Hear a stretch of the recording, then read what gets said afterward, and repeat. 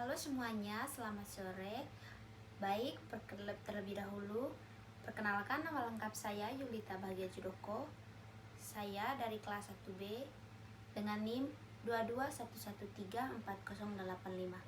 Kali ini saya akan menjelaskan mengenai submateri tentang sistem ekskresi pada tubuh manusia.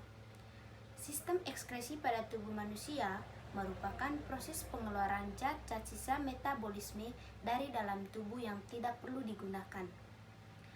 Fungsi dari sistem ekskresi ini yaitu untuk menjaga keseimbangan tubuh manusia. Pada poin yang kedua, saya akan menjelaskan mengenai organ-organ yang terdapat dalam sistem ekskresi manusia. Pada poin yang pertama itu saya akan menjelaskan mengenai struktur dari organ tersebut serta fungsinya. Yang pertama itu ada kulit. Kulit merupakan lapisan jaringan pelindung terluar yang terdapat di permukaan tubuh. Fungsi kulit ini yaitu sebagai alat untuk mengeluarkan zat-zat sisa berupa kelenjar keringat. Yang kedua itu ada ginjal. Ginjal merupakan komponen utama penyusun sistem ekskresi manusia, yaitu urin. Ginjal berfungsi untuk menyaring zat-zat sisa metabolisme dari dalam darah, mempertahankan keseimbangan cairan tubuh, mengekskresikan gula darah, dan mengatur keseimbangan garam, asam, dan basa dalam tubuh. Pada poin yang ketiga itu ada paru-paru. Fungsi dari paru-paru yaitu mengeluarkan gas-gas sisa proses pernapasan seperti karbon dioksida dan uap air, serta mampu menjaga suhu dan tingkat kelembapan di dalam tubuh manusia. Yang keempat itu ada organ hati.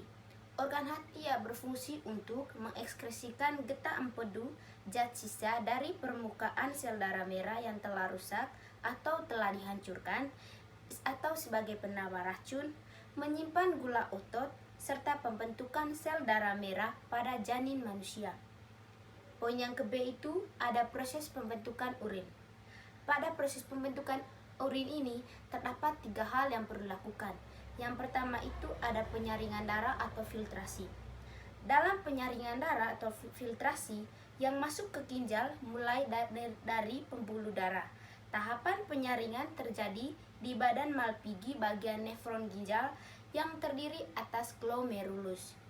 Zat-zat yang dapat melewati saringan glomerulus adalah yang bermolekul kecil seperti air, garam, urea, dan glukosa. Zat ini juga bisa disebut dengan urin primer. Zat yang dapat melewati saringan glomerulus. Yang kedua itu ada penyaringan kembali atau penyerapan kembali yang biasa juga disebut dengan reabsorpsi. Urin primer lalu masuk ke tubulus proksimal untuk mencapai lengkung Henle dengan dilakukan penyerapan kembali darah. Hasil tahap ini disebut juga sebagai urin sekunder. Kandungan urin sekunder adalah air, garam, urea, dan pigmen empedu. Urin sekunder lalu masuk ke dalam tubulus contortus distal untuk menjalani penerapan lagi. Dan di tahap ini terbentuknya urin. Pada poin yang ketiga itu terdapat pengumpulan darah atau augmentasi. Dalam tahap ini, urin sekunder dari tubulus contortus distal akan turun ke saluran pengumpul atau tubulus collectivus. Dari saluran ini, urin memasuki pervis renalis lalu mengalir ke ureter dan kantung kemih. Nah, kali ini juga saya akan menjelaskan mengenai gangguan dan kelainan pada organ yang terdapat dalam sistem ekskresi manusia. Pertama itu ada diabetes mellitus atau penyakit kencing manis. Kencing manis merupakan penyakit yang ditandai dengan adanya kandungan gula yang tinggi di dalam darah dan zat-zat keton serta asam akibat dari kurangnya hormon insulin. Yang kedua itu ada penyakit atau gangguan diabetes insipidus. Diabetes insipidus ditandai dengan haus yang berlebihan dan produksi urin yang encer. Ini disebabkan karena hormon antidiuretik Hormon ini mempengaruhi penyerapan dari tubulus contortus. Yang ketiga itu ada batu ginjal.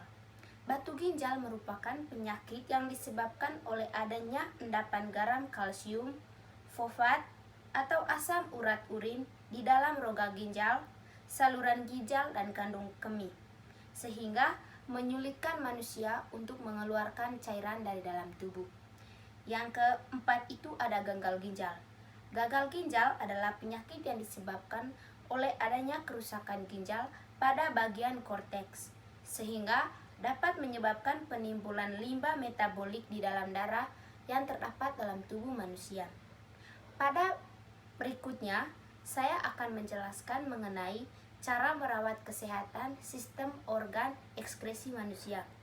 Yang pertama itu dengan melakukan cukupi kebutuhan dengan air putih.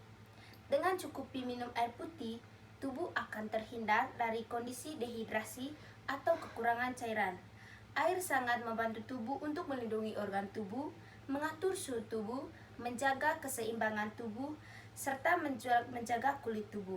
Yang kedua itu mengonsumsi makanannya sehat atau bergizi.